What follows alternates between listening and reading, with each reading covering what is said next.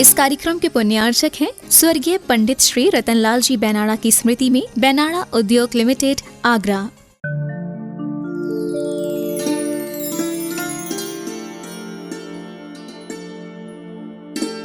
पंच कल्याणक प्रतिष्ठा महोत्सव के पूर्व बेला का है। उसी को जोड़ते हुए इस मूक माटी महाकाव्य के विषय को लेते हैं। Page number 147, 147। पूज्य आचार्य भगवान हम सब के लिए बहुत अच्छे तरीके से कुछ शिक्षा दे रहे हैं। उस शिल्पी के माध्यम से कल हम सब ने ये देखा, हमारी दृष्टि में शरीर नहीं आत्मा आनी चाहिए। शरीर नहीं शरीरी आना चाहिए, देह नहीं देही आना चाहिए। जो व्यक्ति शरीर को गौण करके शरीरी को देख लेता है, वही व्यक्ति प्रभु की प्रतिमा को गौण करके प्रभु को देख पाता है। इन आँखों से प्रभु की प्रतिमा दिखती है, भीतरी आँखों से प्रतिमा के भीतर बैठे हुए भगवान दिखते हैं। सभी लोगों से कहना है, जब जब हम प्रभु के पास आए, बाहरी आँखों को थोड़ा सा गौण करके भीतरी आँखों को खोलने की कोशिश होना चाहिए। भीतरी दृष्टि जो खुल जाती है, वहीं से हमारा विकास होता है। बाहरी दृष्टि तो कई भवों में मिली है, कई बार मिली है। इन आँखों का प्रयोग अनंतानंत बार किया है। किस लिए किया है? संसार को देखने में भी किया है और प्रभु को देखने में भी किया है। ऐसा नहीं है कि मात्र संसार को ही इन आँखों से देखा है, प्रभु को भी इन आँखों से देखा है। फिर भी जहाँ थे वहीं के वहीं रहे, कोई ऊपर उठ ही नहीं पाया। विचित्रता लगती है। सही निमित्त को पाकर के भी जब हमारा विकास नहीं हो पाता है, तो समझ लेना हमारे पुरुषार्थ की कमी है, हमारी दृष्टि की कमी है।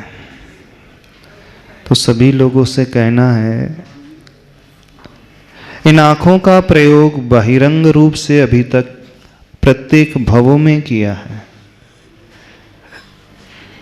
जब जागो तब सवेरा वाली कहावत,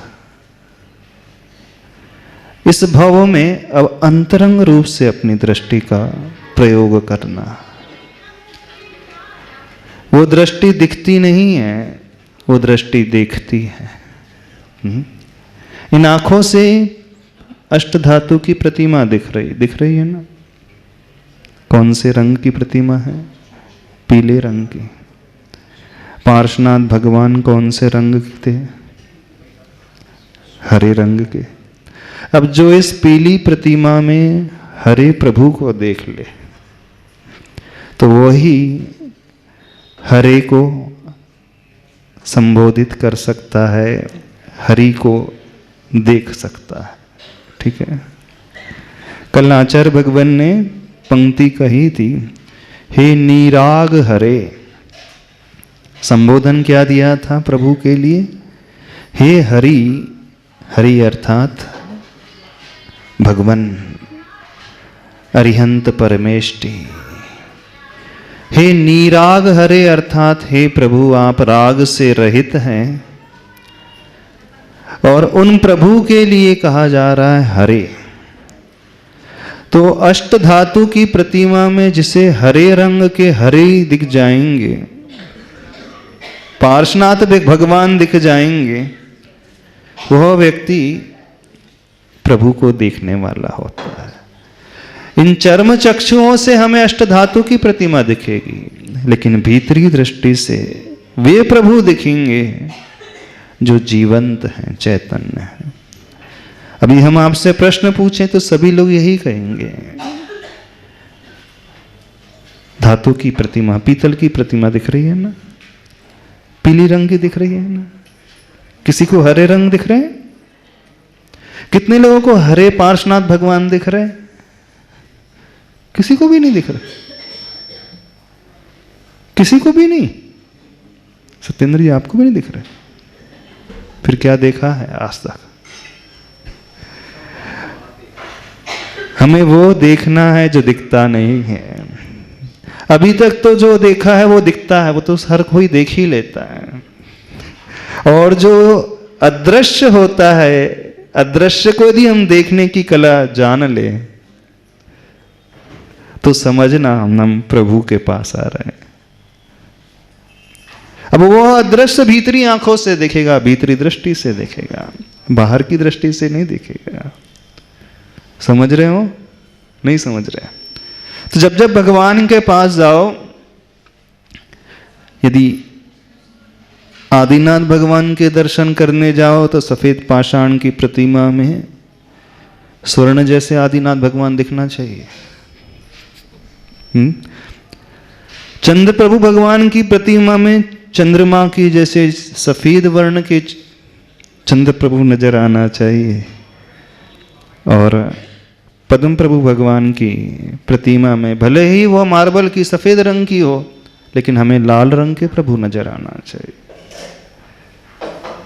जब ये नजर आ जाए तो समझना हमारा पुरुषार्थ कुछ कुछ अब भीतर का चल रहा है। वैसे यह भी भीतर का नहीं है, भीतर का पुरुषार्थ और गहरा है थोड़ा सा, वो रंगों से परे है। अब वह शरीर को भी गौण करके वो गुणों की ओर जाने वाला है।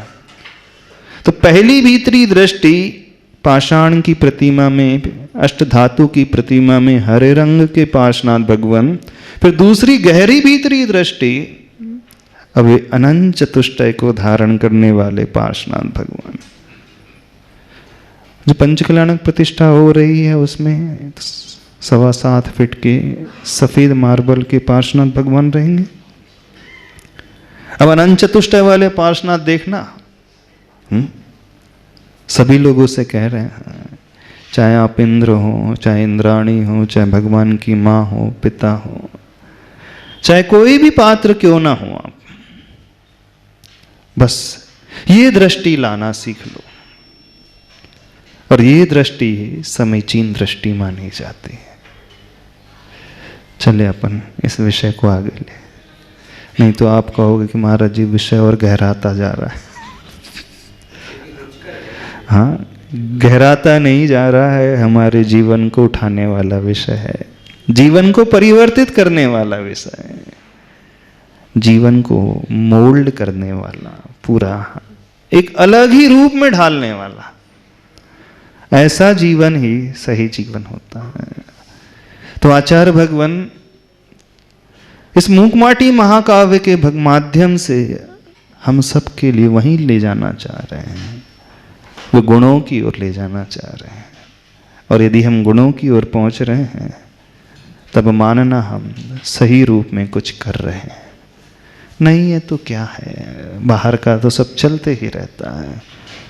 कई बार किया होगा, कई बार से मतलब अनंत बार, कई बार अनंत बार इन भगवन को भी पाया होगा, इन भगवन के निकट भी आए होंगे, इन भगवन के दर्शन भी किए होंगे, पूजन भी की होगी, लेकिन रहे कोरे के कोरे, बिल्कुल कोरे के कोरे। शायद कोरा शब्द भी छोटा है, रहे मटमैले के मटमैले, वो ज़्यादा अच्छा है ना। कोरा तो ब्लैंक हो जाता है, साफ हो जाता है, कोरे के कोरे नहीं रहे, मटमैले के मटमैले ही रहे। जैसा मैल लेकर के आते हैं वैसा ही मैल लेकर के चले जाते हैं, धोते ही नहीं अपने आप को। धोते हो? हाँ, बाहरी मल तो धो लेते हो, भीतरी मल कोई नहीं धोता। तो आज जो रस आ रहा है इसमें बीभत्स रस, जहाँ घृणा पैदा हो जाती है, उस रस की चर्चा आचार्य भगवान इसमें से कर रहे हैं। Page number 147। स्वर की नश्वरता और सारहीनता सुनकर श्रृंगार के बहाव में बहने वाली नासा बहने लगी प्रकृति की। कुछ गाढ़ा, कुछ पतला, कुछ हरा, कुछ पीला मिला, मल निकला, देखते ही हो घृणा। बीभत्स रस। जब श्रृंगार रस की उपयोगिता नहीं आई, सारहीनता समझ में आ गई, नश्वरता देख ली, तो श्रृंगार के बहाव में बहने लगी नासा, बहने लगी प्रकृति की नासा। और जब नासा बहती है तो क्या निकलता है? हो सकता है सुनने में भी आपको घृणा सी आने लगे। नासा से क्या निकलता है? नासा मतलब नोज। वो नाक बोलेंगे तो अच्छा नहीं लगेगा, नोज बोलेंगे तो अच्छा लगेगा। हाँ, तो नाक से क्या बहता है? कुछ गाढ़ा, कुछ पतला, कुछ हरा, पीला मिला, मल निकला, देखते ही हो घृणा। और आपको सुनते ही घृणा हो रही है, नहीं हो रही? जैसे ही हमें शब्द बोल रहे थे, कुछ गाढ़ा, कुछ पतला, कुछ लोगों के मुख के, फेस के जो भंगिमाएं थी ना, वो बदलने लगी थी। इन्हें सुनने में भी हमें अच्छा नहीं लगता। मल के बारे में सुनना अच्छा लगता है? नहीं लगता। घृणा पैदा होने लगती, ग्लानि पैदा होने लगी लोगों को। तो मल को लेकर के ही प्रभु के पास आते हो और मल को लेकर के ही चले जाते हो, तब घृणा पैदा नहीं होती। बाहरी मल को देख करके, सुन करके तो घृणा पैदा होने लगी, लेकिन जो भीतरी मल लेकर के यहां पे आते हैं, यहां साफ करके जाते हो। कितने लोग मंदिर में नहाते हैं? चलो पूछ रहे थे, मंदिर में कभी स्नान करे आपने? कितने लोगों ने स्नान किया मंदिर में? नहीं किया? गंदगी साफ की मंदिर में कभी? किसी ने स्नान नहीं किया मंदिर में आकर के? किसी ने अपनी गंदगी सफाई नहीं की? अरे मंदिर तो गंदगी को धोने का स्थान है। नहीं है? मंदिर तो जो है मल की सफाई का स्थान है। हाँ, भीतरी मल, बाहरी नहीं, शरीर शारीरिक मल नहीं कह रहे हैं, भीतरी मल के सफाई का स्थान। और जो मल के सफाई का स्थान होता है, वहाँ अच्छा लगता है जाने में? कितने को अच्छा लगता है? अच्छा, हाँ, वो थोड़ा सा वो कह रहे हैं इंटरनल मल और एक्सटर्नल मल की बात लेकर के आ गए। हाँ, जहाँ एक्सटर्नल मल की सफाई होती है वो स्थान अच्छा नहीं लगता। फिर भी रोज व्यक्ति उस स्थान का तो प्रयोग करता ही है, उससे वो बच भी नहीं सकता। मल की सफाई के पश्चात व्यक्ति हल्का फील करता है ना, सब शरीर से मल निकल जाता है तो हल्का हल्का फील होता नहीं, फ्रेशनेस आ जाती है। ऐसे ही जब मन का मल निकलता है, दूर होता है, तो हमारी आत्मा भी फ्रेश हो जाती है, हल्की हो जाती है। नहीं हो जाती हल्की? होती है कि नहीं? तो मंदिर में आकर के कभी कभी अपने आत्मा के मल को भी धो लिया करो। नहीं धोगे? धोना है कि नहीं? धोना है। एक बहुत अच्छी बात आपको बताते हैं। ज्ञानार्णव ग्रंथ में आचार्य सुभचंद्र स्वामी जी ने लिखा है, जो व्यक्ति जितना बड़ा योगी होता है, साधक होता है, वह अल्प पुरीश वाला होता है, अल्प मल वाला होता है। शारीरिक मल भी उसका अल्प रहेगा। जैसे हमारे तीर्थंकर भगवान, उन्हें कभी निहार नहीं होता। जितना भी आहार ग्रहण करते हैं वो पूरा ऊर्जा के रूप में कन्वर्ट हो जाता है, मल ही नहीं निकलता। तो जितनी बड़ी साधना जिसकी होती है, उसका शरीर उतना ही पावरफुल होता है। जो भी ग्रहण किया जाता है वह ऊर्जा के रूप में परिवर्तित हो जाता है, विष्ट के रूप में कम जाता है। अब देखना कहां से कहां कनेक्शन में आचार्य भगवान जोड़ रहे हैं। अच्छा योगी और अल्पमल, किसी से कहा जाए तो प्रश्न उठा सकता है, मल की उत्पत्ति तो शारीरिक विज्ञान के अनुसार होती है, शरीर के अनुसार होती है, उसमें अच्छी साधना और कम साधना से क्या लेना देना नहीं है। इस बात को समझे। जो जितनी अच्छी साधना का अर्थ है, जितनी अच्छी विचारधारा रखता है, मानसिकता जितनी अच्छी रखता है, उसके शरीर में कुछ ऐसे एंजाइम्स निकलते हैं जो खाए हुए अन्न को तुरंत पचा देते हैं। बिल्कुल समझना इस बात को। तीर्थंकर भगवान जो भी खाते हैं पूरा पचा जाता है, क्योंकि उनकी सर्वोत्कृष्ट विचारधारा शुक्ल लेश्या, एकदम समता में जीने वाले। और जिसकी विचारधारा कमजोर रहती है, थोड़ी थोड़ी बातों में जो खेद खिन्न हो जाता है, विकल्प करने लगता है, उसका डाइजेस्टिव सिस्टम उतना ही वीक होता है। आयुर्वेद के हिसाब से कह रहे हैं, पाचन तंत्र उसका उतना ही वीक होता है। जो जितना चिंता में जिएगा, भयभीत होकर के जिएगा, टेंशन में रहेगा, उसका शरीर उतना ही अस्त व्यस्त रहेगा। समझ रहे हो कि नहीं? तो जो उत्कृष्ट योगी होते हैं, समत्व के भाव को लेकर के जो जीते हैं, समता परिणाम में रहते हैं, उनका शरीर इस प्रकार से बदल जाता है। और यदि हमारा शरीर अस्त व्यस्त है तो समझना उसका कनेक्शन हमारी मेंटेलिटी से है, मानसिकता से है। जितने भी पेचिस के रोग अथवा आंव की जिन्हें शिकायत होती है, देखना उनकी मानसिकता उतनी कमजोर रहती है। समझ रहे हो नहीं? जो जितनी निराशावादी सोच लेकर के जीता है, जिसका दृष्टिकोण जितना भी निषेधात्मक होता है, उसका पाचन तंत्र उतना ही गड़बड़ रहेगा। बिल्कुल ये सिद्धांत है आयुर्वेद के हिसाब से। तो कभी कभी अपना भी अध्ययन कर लिया करो। आयुर्वेद में जो वैद्य होते हैं वो मल को देख करके रोगी की पहचान कर लेते हैं कौन सा रोग हुआ है। समझ रहे हो कि नहीं? मल से वो रोग की पहचान, व्यक्ति की पहचान कर लेते हैं। तो जितना बंधा हुआ मल होता है, इतना मतलब उसकी बॉडी उतनी ही मजबूत और उसकी मानसिकता उतनी ही पावरफुल। क्या समझ में आ रहा है? थोड़ा अपने अपने भीतर झांक करके देखना, हम कैसे हो। तो बाहरी मल से तो घृणा हो जाती है, लेकिन भीतरी मल से किसी को घृणा नहीं होती।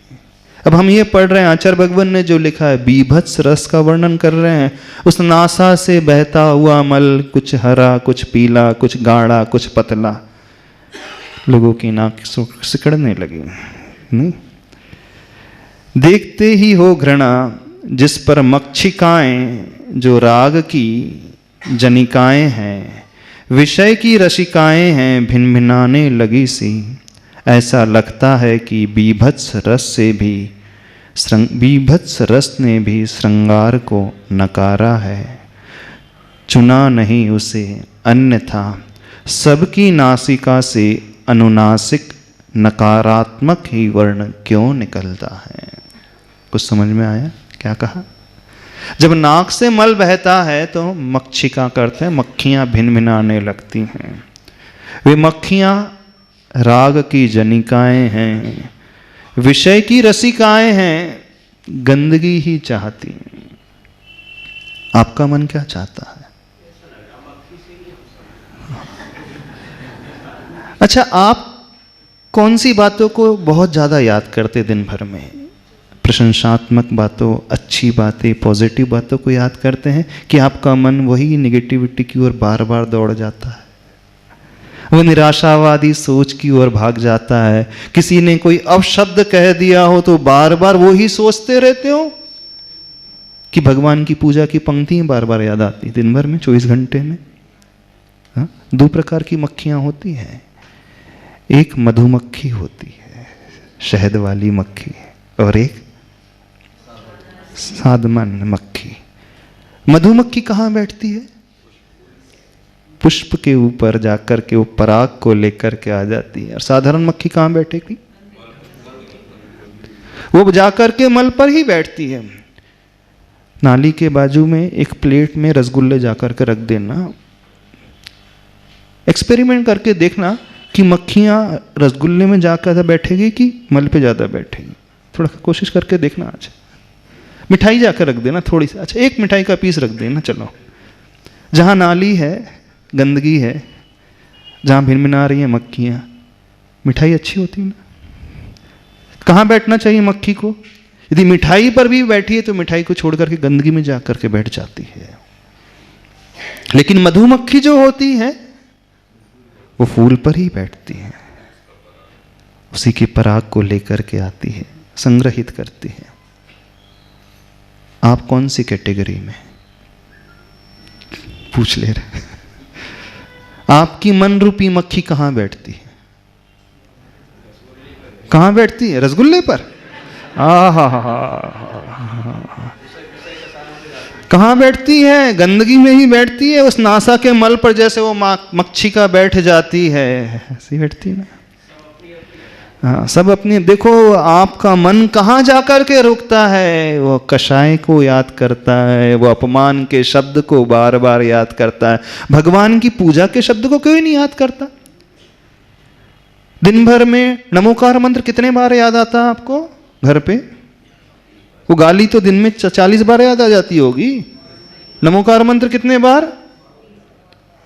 मंदिर में ही याद नहीं आता तो घर की तो बहुत दूर। हाँ, अब मधुमक्खी थोड़ी है सभी लोग। गंदगी वाली मक्खी तो वहीं बैठेगी और क्या करेगी?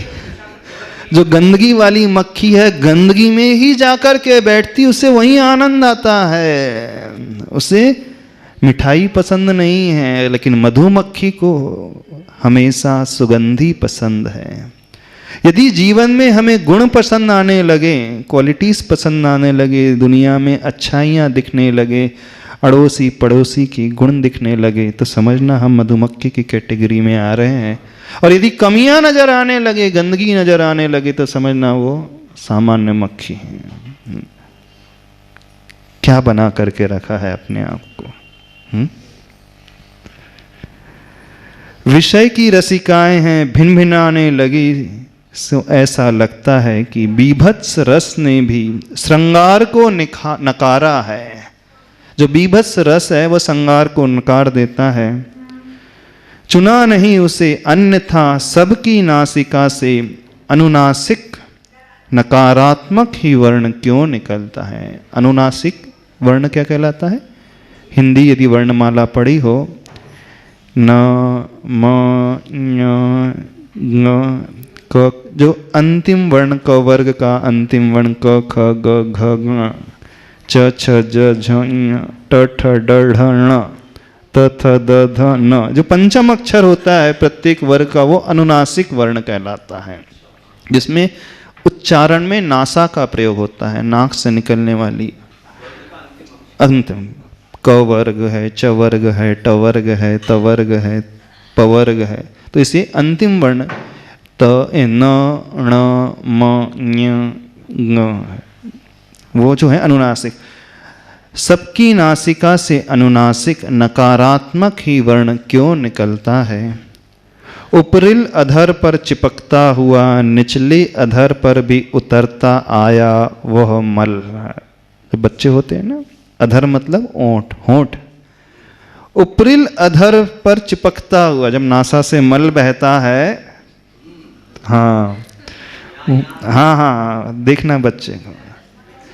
यदि आपको ऐसा बच्चा दिख जाए जिसकी नाक से मल बह रहा है, ऊपर के होंठ में आ गया और कुछ कुछ मुख में चला जाए और नीचे के होंठ में आ जाए, कितने लोगों को घृणा होगी? हाँ, जितने लोग यहाँ बैठे हैं, कोई ऐसा व्यक्ति दिख जाए, 8 साल का बच्चा है, नाक से मल बह रहा है, ऊपरी होंठ में आ गया, थोड़ा सा मुख में चला गया और थोड़ा सा नीचे वाले होंठ में भी आ गया, कितने लोगों को घृणा हो जाएगी? सबको होगी घृणा, सभी लोगों को घृणा होगी। अच्छा, वो बच्चा यदि आपका है तो अब जो बच्चे की माँ, अब हम उनसे पूछ रहे हैं, अब आपके ही बच्चा है, कितनी मां को घृणा हो जाएगी अब? मां को घृणा नहीं होती जब बच्चे के नाक से मल निकलता है, होंठ ऊपरी होंठ पे आ जाता है, फिर मुख में भी चला जाता है उसके, फिर निचले होंठ में भी आ जाता है, मां को घृणा नहीं होती? अच्छा, पड़ोसी का बच्चा आ जाए वैसी पोजीशन लेकर के तो हो जाएगी। जो अपने बच्चे के नाक से निकला हुआ मल टेस्टी रहता है, अच्छा लगता है, क्यों? और पड़ोसी के बच्चे के नाक से निकला हुआ मल जो है बहुत घृणास्पद रहता है। कभी लैब टेस्ट कराया आपने? वो मल नहीं माना जाता, क्यों? जो सत्येंद्र जी आप बताओ, जो अपने बच्चे के नाक से निकलता है वो मल की श्रेणी में नहीं आता? वो क्या है? यदि मल से ही घृणा होना होता तो मल चाहे अपने बच्चे के नाक से निकले, पड़ोसी के से निकले, मल तो मल है। फिर एक की नाक से निकलता हुआ मल घृणा पैदा करता है, दूसरे की नाक से निकलता हुआ नहीं कर रहा है, इसका क्या अर्थ है? जब आप अपने बच्चे के मल को जीत सकते हैं, इसका मतलब है आप बहुत ज्यादा निर्विचिकित्सांग के धारी हो गए, ऐसा लगता है। नहीं, वो तो मोह के कारण माँ को मल भी नहीं दिखता है। वो बच्चा मल भी कर ले, नई ड्रेस पहन ले तो माँ उसको अच्छे से साफ भी करती, दस्त भी कर ले, आप ही की साड़ी पे दस्त कर दे। 6 महीने का बच्चा है और आपने नई साड़ी पहन कर कहीं तैयार होकर के जा रही पंचकल्याण प्रतिष्ठा के लिए, और उसी समय 6 महीने का बच्चा मल कर दे, 2-4 जमा दोगे बच्चे को? तो ऐसा समझ में नहीं आता, नई ड्रेस पहनी है मैंने, हाँ, मेला देखने जा, हाँ, डांटोगे नहीं, मारोगे नहीं, क्यों? मोह के कारण। तो वो माँ मल में भी रह जाती है और उस बच्चे को प्रेम करती है बड़ी अच्छे से, होता है कि नहीं? तो जब मोह जागृत हो जाता है तो वह भी घृणास्पद नहीं लगता है। देखो, निर्विचिकित्सांग वही पाल सकता है जैसे वो अपने बच्चे के मल को मल नहीं मानता, सभी बच्चे को वो अपना बच्चा मान लेता। बस यदि सभी हमारे अपने हो जाएं तो हमें घृणा ही नहीं आएगी। और जो ऐसी विचारधारा लेकर के आता है वही व्यक्ति सही सम्यक दृष्टि माना जाता है, निर्विचिकित्सा अंग का पालक माना जाता है। वही व्यक्ति जो है तीर्थंकर प्रकृति को बंद करने वाला माना जाता है। अभी तो सारे के सारे मोही हैं, सारे के सारे मोह में ही जी रहे हैं, है ना? कैसी फितरत बना करके रखी, क्या समझ रहे हो? कुछ नहीं समझ में आ रहा है। प्रभु को देखना, प्रभु कैसे बने, पार्श प्रभु, ऐसी घृणा करने से वे नहीं बने। उस घृणा को उन्होंने जीता। पुद्गल को पुद्गल के रूप में जानो ना, उसका स्वभाव है उसी रूप में, उसमें क्या घृणा करना। ऊपरिल अधर पर चिपकता हुआ निचले अधर पर भी उतरता आया वह मल, और श्रृंगार की रसना ने उसका स्वाद लिया बड़े ही चाव से। सुन भी नहीं पा रहे हैं आप लोग, ऐसा लग रहा है। पेज नंबर 148, जिसे देखकर श्रृंगार की अज्ञता पर सब रसों की मूल जनिका सोतस्रविनी प्रकृति मां कुपित हो आई और श्रृंगार के गालों पर 2-4 चांटे दिए। कैसे? बाल लाल के गाल ये प्रवाल सम लाल हो आए। मां इस घृणास्पद दृश्य को देख नहीं पाई, 2-4 चांटे जड़ दिए। प्रकृति मां ने उस श्रृंगार रस के गाल पर क्यों चांटे जड़ दिए? जब आपका बच्चा भी नाक से निकली हुई मल को खाने लगे तो ऐसा तो नहीं सोच रहे महाराज जी क्या वर्णन कर रहे हैं? हाँ, रसों में एक बीभत्स रस भी आता है। जितना आप प्रेम श्रृंगार रस से करते हो, थोड़ा बीभत्स रस को भी तो जान लो, पहचान लो। तो प्रकृति माँ ने उसके गालों पर 2-4 चांटे दिए। बाल लाल के गाल ये प्रवाल सम लाल हो गए। वो छोटे से बाल लाल जो होता है, उसके गाल जो है लाल लाल हो गए उस प्रवाल के पुष्प के समान। सुत को प्रसूत कर विश्व के सम्मुख प्रस्तुत करने मात्र से माँ का सतीत्व वह विस्तृत सार्थक नहीं होता। बहुत अच्छी शिक्षा माँ के लिए दे रहे हैं आचार्य भगवान। प्रत्युत सुत संतान की सुषुप्त शक्ति को सचेत और 100% सशक्त साकार करना होता है। सत्संस्कारों से संतों से यही श्रुति सुनी है। सुत को प्रसूत कर, सुत मतलब पुत्र, प्रसूत मतलब जन्म देकर, मात्र जन्म देकर के संसार में ला देना, इतना ही काम माँ का नहीं होता है। विश्व के सम्मुख प्रस्तुत करने मात्र से माँ का सतीत्व वह विस्तृत सार्थक नहीं होता। जन्म देने मात्र से वो माँ नहीं कहलाती है। प्रत्युत वरन कैसे वो माँ सही माँ कहलाती है? सुत संतान की सुषुप्त शक्ति को सचेत और 100% सशक्त साकार करना होता है। सत्संस्कारों से संतों से यही श्रुति सुनी है। जो अपने बच्चों को संस्कारित करती है, सत्संस्कार डाल करके प्रशिक्षित करती है, वही सार्थक माँ मानी जाती है। जन्म तो कोई भी दे देता है, नहीं दे देता है। विश्रुत यानी बहुत प्रसिद्धि को जो प्राप्त हुई, ऐसी माँ, मदाल ऐसी जैसी माँ, है ना।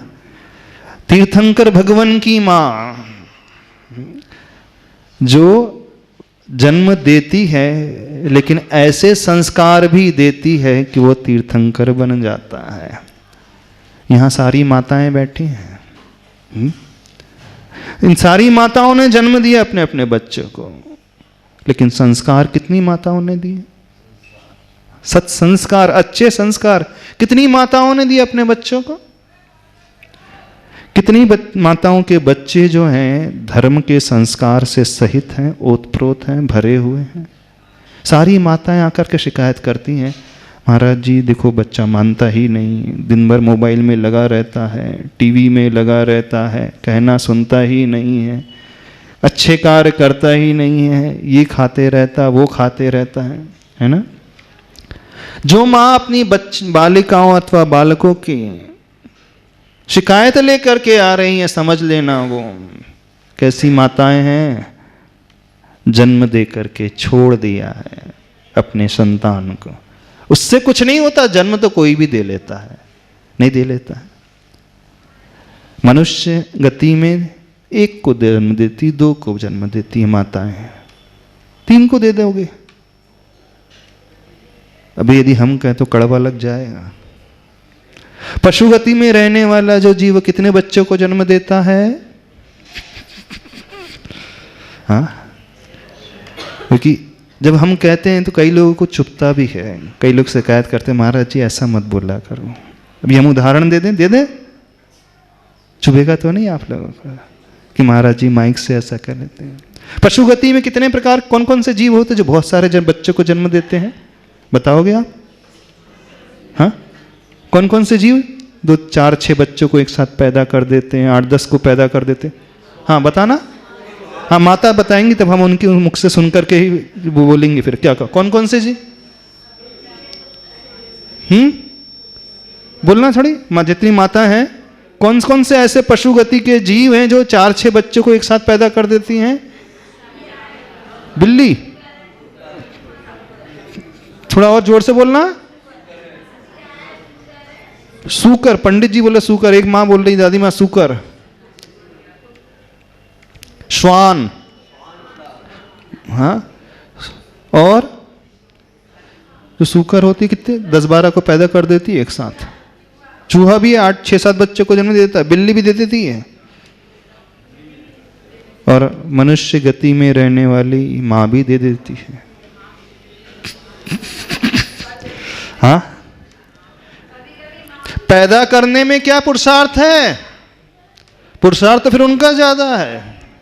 सार्थक तो आपने 2 पैदा किए हैं, लेकिन ऐसे पैदा किए जो धर्म से विहीन विमुख हैं, पापमय जीवन जी रहे हैं, व्यसनों में पड़े हुए हैं।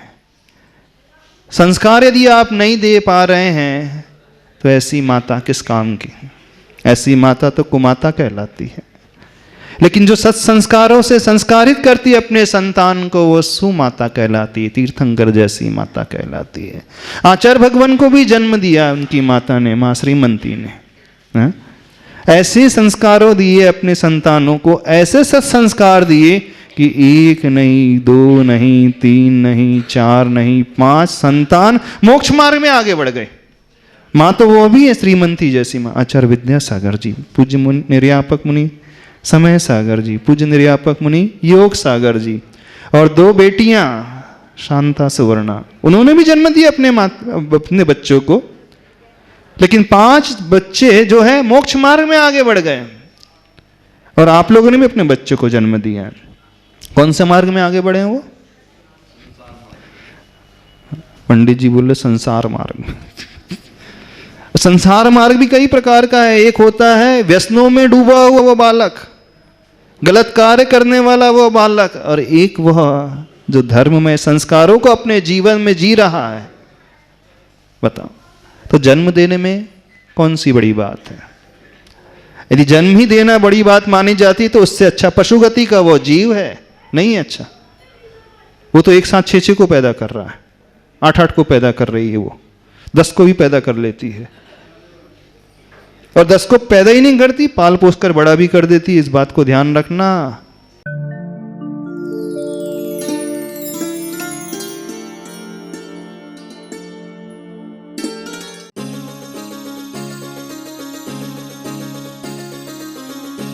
इस कार्यक्रम के पुण्यार्चक थे स्वर्गीय पंडित श्री रतनलाल जी बेनाड़ा की स्मृति में बेनाड़ा उद्योग लिमिटेड, आगरा।